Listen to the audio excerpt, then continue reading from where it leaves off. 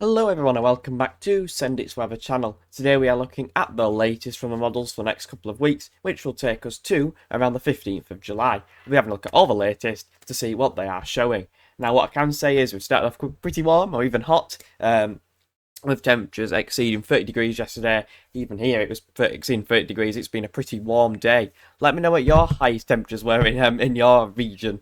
Here it was 31.8 degrees was the maximum in Barnsley, South Yorkshire. Let me know what yours was in your area. But anyway, we'll have a look at the latest. Enough waffle. So yeah, let's get straight on with it. And if you do enjoy today's video and find it informative, consider leaving a like and subscribing to the channel.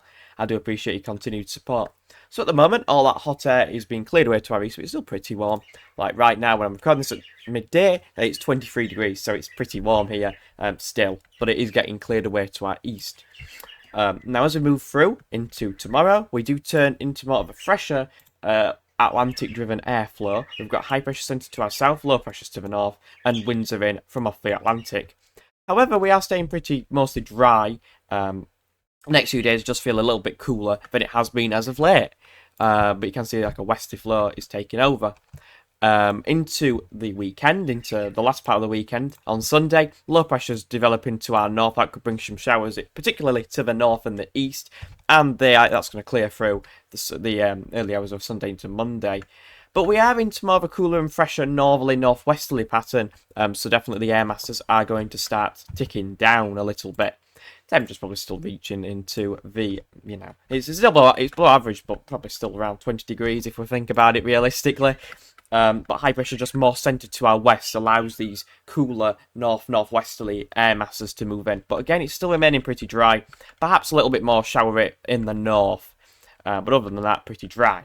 Now going into the second week of July, again, that pattern of high pressure to the south and west establishes low pressure to the north. Winds are in from the west, but it's not too bad. Temperatures are around average, just slightly above average, you'd say, into around to the second half of next week. You can see there that we are seeing temperatures again rising, probably. 10 degrees for moving through the country. Temperatures probably in the 20s for many, but it's nothing ridiculous. It's kind of around average to slightly above average. Into the longer term, though, with the GFS, does begin to build heights again to our south and east. Winds turn into more of a southwesterly direction, and that begins to drag in some warmer air, the 15 degrees from central England by the 14th of July. But it is a long way off and is, of course, very uncertain. But winds are into a southwesterly direction there, and it does look a little bit warmer there at the very end. But again, a pretty dry picture is being painted here. It looks very dry. High pressure looks to maintain control past this into the second week of July. Maybe a little bit of an unsettled or cooler period through the weekend, this weekend, and then turning drier again and around average, slightly above average temperatures really. Mid-20s probably, particularly in the south. Probably 20 degrees for many really, besides further north. But you can see pretty dry run there, pretty dry picture being painted, and high pressure always kind of in control with low pressure to our north, so it's a pretty dry picture. Comparing that to the GM then, how does that compare? So again, high pressure moving to our east again, out east and south. Winds are in from the Atlantic into Wednesday and Thursday, so turning fresher, but nothing ridiculous, and it's still pretty dry. A little bit of a low pressure change there, or a weakening of pressure, I should say, on Sunday, which may allow a few showers even to get into the south. You can see weaker pressure there, and a northwesterly tilt to the airflow. High pressure probably established to our southwest there. That's bringing in the wind from the northwest, so definitely a little bit cooler and fresher, but nothing ridiculous. Then going into Tuesday, more low pressure for the north, so maybe a little bit more unsettled with the GM, continuing into the second week.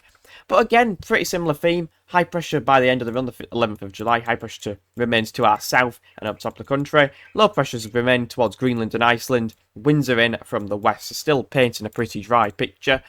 It's turning a little bit warmer as well. 10 degrees for moving through the country by the second week of July. But just slightly more unsettled further north. Maybe a little bit fresher as well. So nothing ridiculous is being shown here, but again, high pressure looks to remain dominant.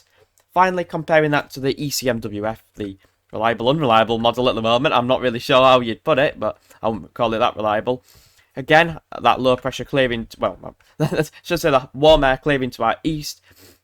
And then high pressure taking back over to our south and west, winds going to a west-northwesterly direction by the weekend. so turning fresher again, winds in from a northerly, northwesterly direction, and that brings in some slightly cooler air masses, but nothing ridiculous.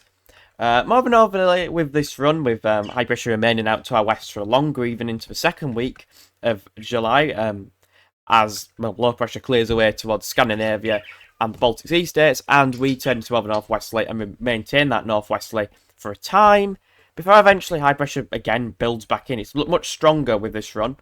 By the very end, low pressure, like a trough, is developing out to our west with some warm air from the south and southeast cutting into that by the 15th of July. Long way off. That would probably have the risk of thunderstorms associated with it, but of course, it is 2 weeks away and is a long way off.